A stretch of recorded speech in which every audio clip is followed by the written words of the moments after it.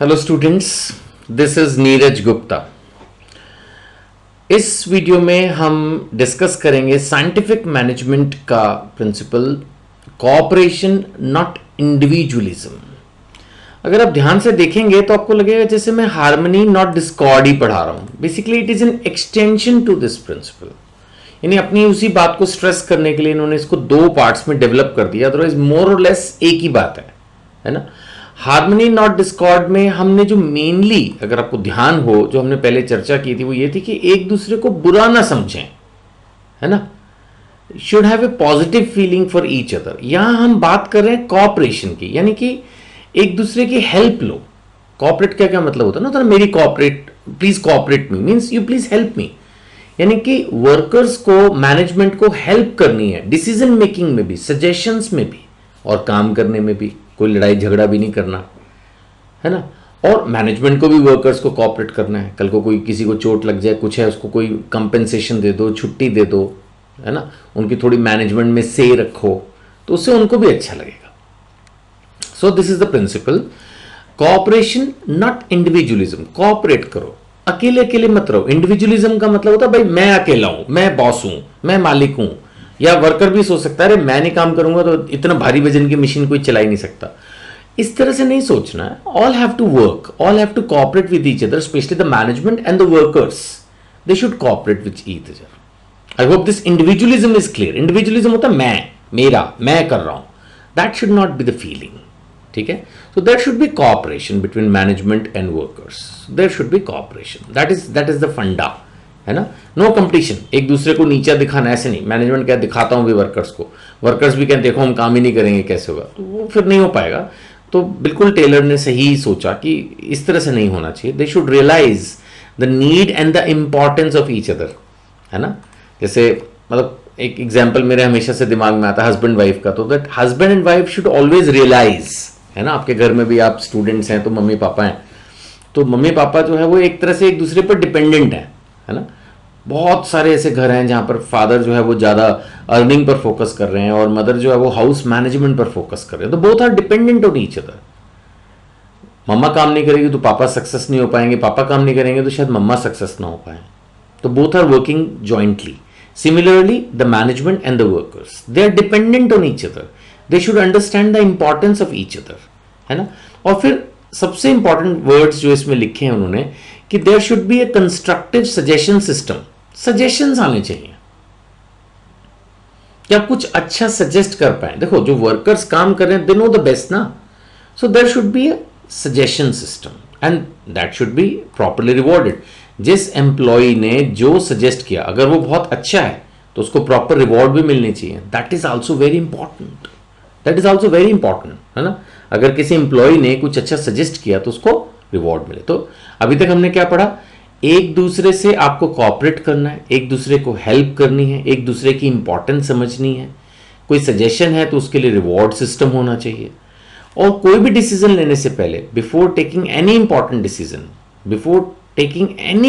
Decision, you take the workers into confidence. अब मान लेते हैं मैं कहता हूं कि हमें वर्किंग आवर्स ही चेंज करने हैं, है ना, या हमें कोई नई मशीनरी लानी है, कोई नया मैन्युफैक्चरिंग प्रोसेस इंट्रोड्यूस करना है, कोई मेजर चेंज करना है, सपोज लोकेशन शिफ्ट करनी है, कुछ मेजर चेंज है।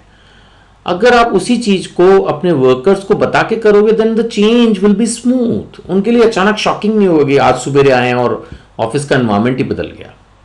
ऐसा कोई चेंज ना करें। पहली बात तो इतने ड्रास्टिक चेंजेस कभी करने ही नहीं चाहिए।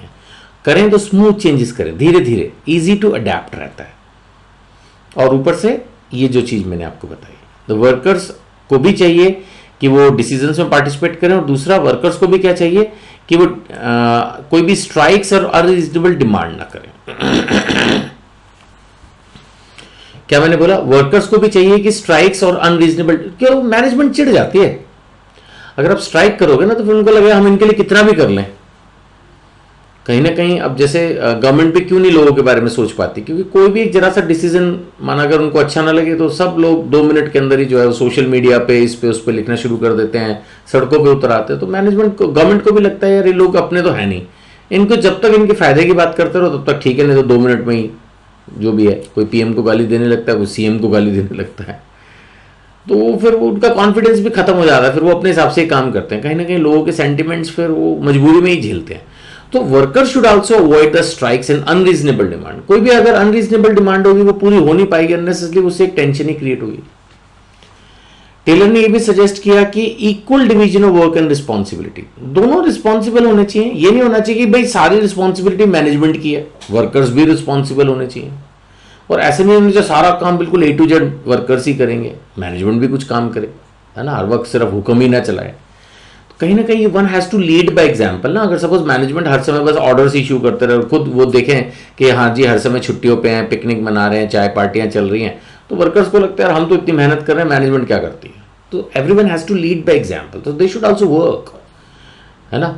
और रिस्पॉन्सिबिलिटी भी होनी चाहिए, वर्कर्स को ये ना लगे हमें क्या मतलब है, कल को ऑफिस बंद होता हो जाए, फैक्ट्री बंद होती हो जाए, मटेरियल खराब हो रहा हो जाए, भाई तुम्हारी भी रिस्पॉन्सिबिलिटी है, तुम एम्प्लॉइज हो ठीक है, बट कहीं ना कहीं तुम भी तो रिस्पॉन्सिबल हो ही ना। इन्होंने कहा मैनेजमेंट जो है वो पैटर्नलिस्टिक स्टाइल, मतलब जैसे एक parental style you can say, take care of the need of the employees. जो भी उनकी कोई कमी है, पेशी है, जैसे मैंने कहा ना, कोई बीमार है उसको ट्रीटमेंट दी जाए, कोई छुट्टी की जरूरत है, कोई एडवांस की जरूरत है, थोड़ा सा मैनेजमेंट इस मामलों में हल्का सा रिलैक्स हो सकती है। ओपन कम्युनिकेशन सिस्टम, ये भी बहुत अच्छा है कि भाई कोई भी एम्प्लॉई जो है वो कम्युनिकेट कर पाए मैनेजमेंट से। ये ना हो कि भाई वो तो डरते ही रहे कि भाई ये तो टॉप मैनेजमेंट के लोग हैं, इनसे तो बात ही नहीं हो सकती, फिर कहाँ से कॉपरेशन होगा। आप डरे हुए हैं अगर, तो डर के फिर कॉपरेशन थोड़ी होगा। कहीं ना कहीं माहौल जो एनवायरमेंट है वो रिलैक्स होना चाहिए। अब जैसे इन्होंने एक बहुत अच्छा एग्जाम्पल दिया कि management can involve workers in determining the work standards, कि जो ऑफिस के वर्क स्टैंडर्ड्स हैं उनके लिए आप वर्कर्स को ही इन्वॉल्व करो। ये बहुत इंपॉर्टेंट पॉइंट है। वर्क स्टैंडर्ड, स्टैंडर्ड समझते हो भाई, एक मशीन में एक दिन में सपोज 100 पीस बनने चाहिए, वर्कर हो सकता है कि नहीं जी 80 बनेंगे, तो आप उससे डिस्कस कर लो, लेकिन एक बार स्टैंडर्ड डिस्कस करके सेट कर दो कि भाई अब वो एग्री कर गया, नहीं वर्कर ने बोला नहीं ये 80 से ऊपर नहीं बन सकते, मैनेजमेंट कहती नहीं 100 पीस बनने चाहिए। अब एक बार उसके साथ डिस्कशन करके सेटल कर दो। सपोज मैं कहता हूं एक बार्गेन कह लो या एक दूसरे को प्रूव करने वाली बात दे दो। मान लेते हैं कि ये डिसाइड हो गया कि 88 पीसेस बनने चाहिए, 88 या 90 सपोज। अब वो 90 फिर वर्कर को भी रहेगा ना यार, हमने एग्री किया था भाई 90 पीस बनने चाहिए, एक दिन में 90 पीस की आउटपुट आनी चाहिए। तो फिर जो स्टैंडर्ड वर्कर्स के साथ एग्री करके आपने सेट किया है, तो फिर डेफिनेटली वर्कर्स के पार्ट पर भी तो रिस्पॉन्सिबिलिटी आ ही जाती है ना कि उसको अचीव करना है, तो उससे वर्कर्स की परफॉर्मेंस भी इंप्रूव होगी।